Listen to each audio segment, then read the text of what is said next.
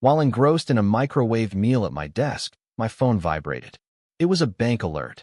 $3,687.42 billed to my card for flight, hotel, and spa group booking, transactions I hadn't made. Puzzled, I blinked twice. No flights booked, no hotels reserved, and definitely no spa getaway scheduled. Within seconds, my brother texted WTF, claiming our tickets were denied. Without a moment's thought, I opened the app, contested all charges, and froze my card. Replying to him, I explained that I was covering my own costs, being the eldest, the responsible one, the backup, code for emergency contact, free babysitter, second credit line. My parents are complex. They express love loudly when it's convenient with Instagram hashtags about family first, but their affection always came with conditions. Growing up, I learned to navigate swiftly, maintain a light tone, and remain useful. My new job and townhouse weren't celebrated as personal achievements, but rather seen as communal resources, a guest room for relatives, storage space for dad's clutter, a holiday kitchen when mom didn't feel like cleaning hers. Initially, I accepted it, wanting to help them. I thought that was what grown children did, show up. However, it never felt mutual. It felt obligatory this year. My mom announced a family trip to Hawaii, presenting it as an exciting adventure where everyone was invited and my younger siblings had already paid their shares. When I inquired about the cost for me, she casually mentioned they'd book everything on my card, as they did last time, for convenience. After a brief pause, I responded, I won't be joining this time. She chuckled, telling me not to overreact. It was only one trip, but I wasn't being melodramatic.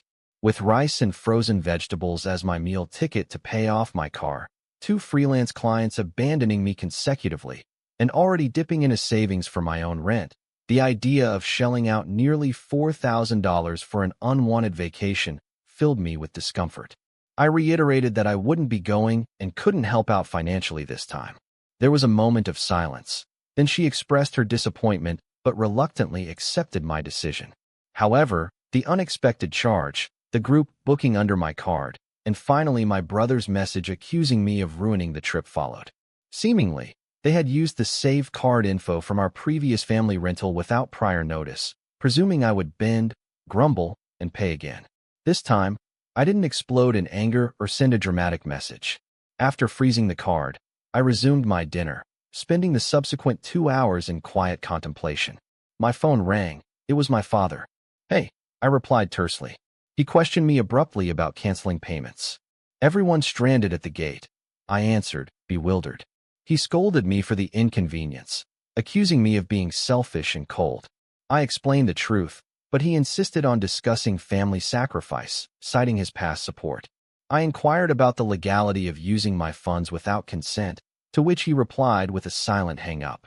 The following morning, I received an email from my home security system, indicating motion detection at the front door. They had returned from the airport, enraged, using the garage code I hadn't altered since granting them access last Thanksgiving, allowing them entry. I contacted the police. No charges were pressed, but I requested officers to escort them out. My mother wept. My father looked as if he wished to smash a wall, and my little sister stood in shock as they departed. My mom murmured, "You're not the child I raised," to which I responded, "Yes, you did raise someone who wouldn't say no. That's not the person I wish to be anymore." I then altered the code for the keypad, blocked our shared family streaming accounts, and even reported unauthorized charges to the bank, just in case they attempted it again. The silence that followed was deafening. No calls or texts were exchanged for weeks until my sister sent a photo from Maui with only her and a friend, captioned, "Family isn't always blood." The comment stung more than I anticipated. I'm neither boasting nor ashamed regarding the turn of events, as boundary setting felt like a form of restriction to me in the past. But it wasn't an act of retaliation. Instead, it was my self-preservation. They haven't genuinely apologized, just a forwarded email from mom last week about the rental company overcharging us for the spa. You can handle that as I can't since the card was yours. There was no greeting, no apology, only an expectation. I chose not to respond. If ever I did, it might have been something like this. I love you, always will, but love devoid of respect is not love, it's control, and I refuse to pay for that anymore.